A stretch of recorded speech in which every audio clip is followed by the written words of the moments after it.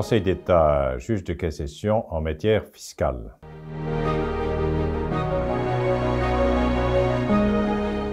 Depuis 1988, le Conseil d'État statue en sa qualité de juge de cassation en matière fiscale.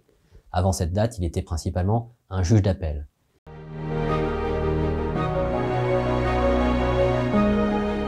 Alors, en matière fiscale, la typologie des moyens de cassation est très comparable à celle, je dirais, des moyens de droit commun dans d'autres matières. Il y a néanmoins une particularité, c'est évidemment la connaissance que nous devons avoir des normes fiscales.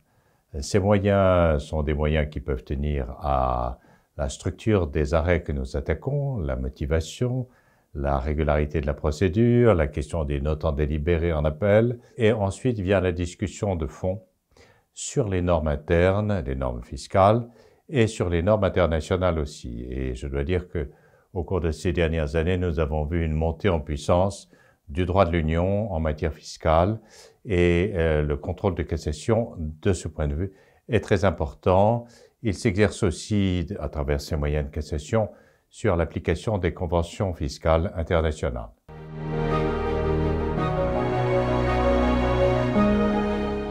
L'instruction en matière fiscale devant le Conseil d'État est similaire au droit commun. Il y a une procédure d'admission et lorsque le pourvoi est admis, l'affaire donne alors lieu à un débat contradictoire.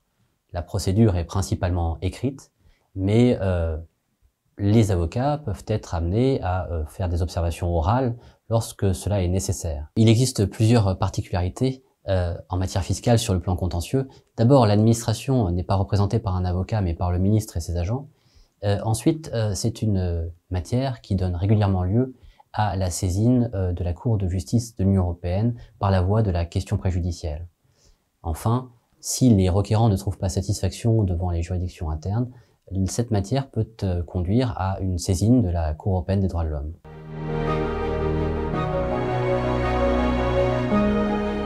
Alors, je vous dirais sur ce point deux choses. D'abord, l'indépendance et l'impartialité des membres du Conseil d'État est garantie au plus haut niveau, au niveau constitutionnel. Ensuite, ces membres font un serment d'indépendance, de probité et d'impartialité. Ce qui est vrai en revanche, mais nous ne sommes plus dans le registre de l'indépendance et de l'impartialité, c'est que le dialogue des juges qui se fait avec la Cour de Luxembourg et la Cour de Strasbourg conduit évidemment à des correctifs parfois importants des positions que le Conseil d'État peut prendre.